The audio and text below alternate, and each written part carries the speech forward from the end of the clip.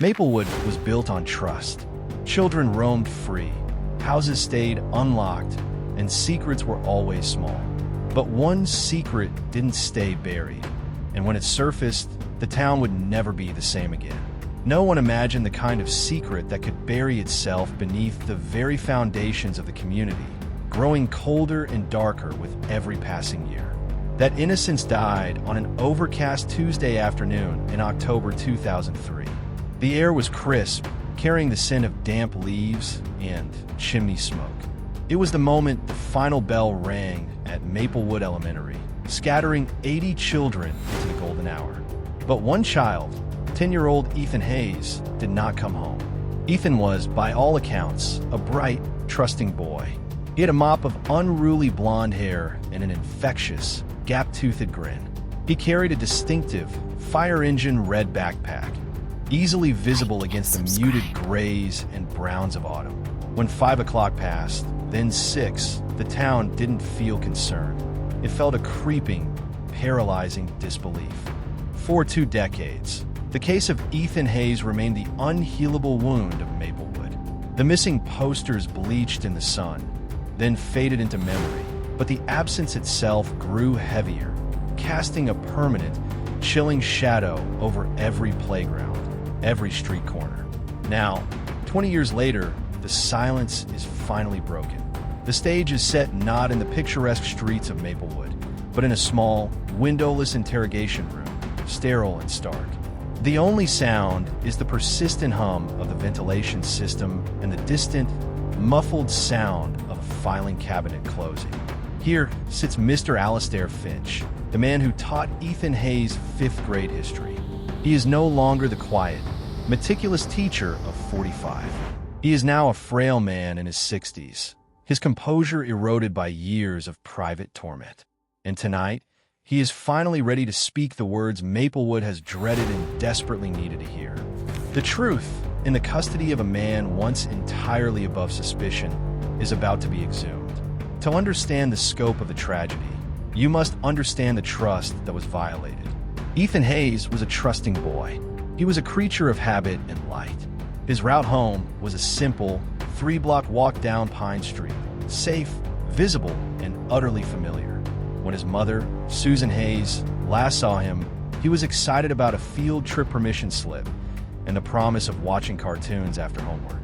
And then there was Mr. Alastair Finch.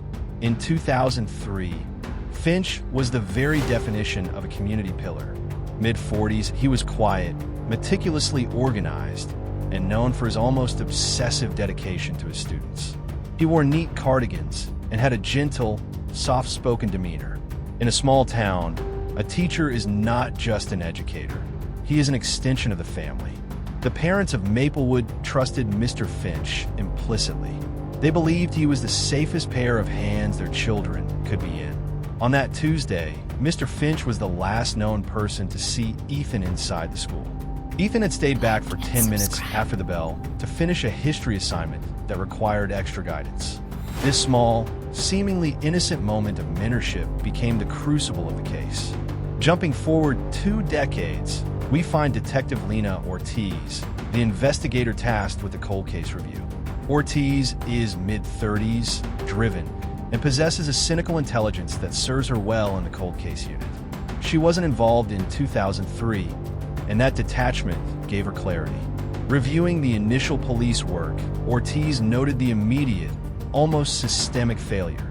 The original investigators were so certain a stranger, a transient, a non-resident, was responsible that they entirely overlooked the most dangerous possibility: the threat from within, the threat hidden in plain sight. For 20 years, the official narrative stood firm.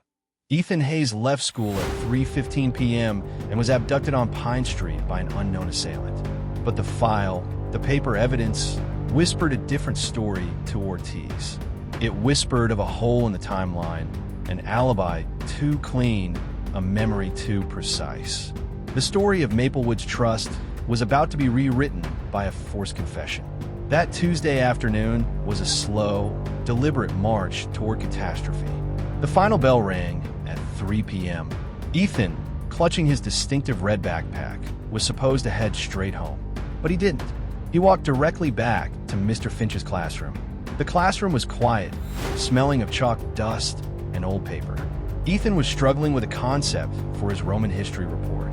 Mr. Finch, the ever-patient mentor, had offered the extra time. Ethan sat at his desk, working diligently, while Finch busied himself grading papers at his own large wooden desk near the window. According to Finch's original statement, the statement that stood unchallenged for 20 years, Ethan finished at 3:15 p.m. Finch claimed he walked Ethan to the door, watched him turn the corner toward the main exit, and then went back to his grading. The official record of the original investigation hinges entirely on this 15-minute window, the time between the last confirmed sighting and the first sign of panic. But the police didn't realize that in those first few hours, chaos was prioritized over meticulous detail. The sun was dipping low, throwing long, desperate shadows across Maplewood. Neighbors organized search parties instantly, their calls echoing through the quiet streets. Every car was stopped. Every wooded area was swept. The smell of fear was thick in the air, overpowering the autumn scents. The community, desperate to find their boy, focused on the peripheral, the abandoned rail lines, the nearby highway access, the possibility of a non-local vehicle. The voice simply said that it was about the Hayes boy and that he needed to talk. The interrogation room is the battlefield for the soul. Finch sits at the table, frail, his once meticulous posture slumped. Ortiz sits opposite him. She has the air of a woman finally reaching the end of a long, dark corridor. The tape is rolling. Ortiz begins softly, not with an accusation, but with a simple statement about the town he served.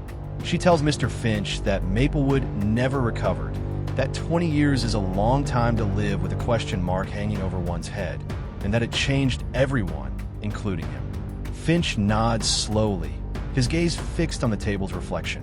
His voice is barely audible, dry as old leaves, as he agrees, saying it changed everything, and that every day was a performance. Ortiz pushes gently, referencing the one detail she knows is wrong.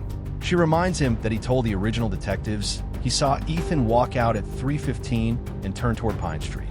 Finch lifts his head, his eyes meeting hers for the first time.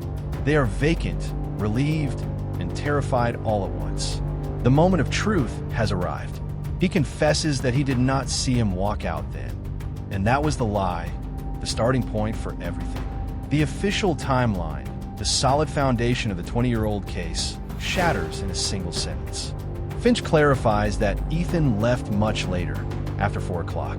The light was almost gone, and the janitor had already locked the main doors. Ortiz realizes that this changes everything. If Ethan was in the school after 4 p.m., the street abduction theory is impossible. Finch's alibi, his protective shield of 3:15, dissolves. It means that Finch was not merely the last adult to see Ethan. He was the last adult to control Ethan's fate. Ortiz leans in, her voice now tight with focus, asking why he told the police 3:15 if he actually saw him at 4. A long, agonizing pause fills the room. Finch closes his eyes, gathering the immense internal strength required to tell the rest of the lie. He whispers that at 3:15, he was innocent, but after 4, he was implicated. The school was empty, the halls were silent, and he was the only person who knew Ethan was still there.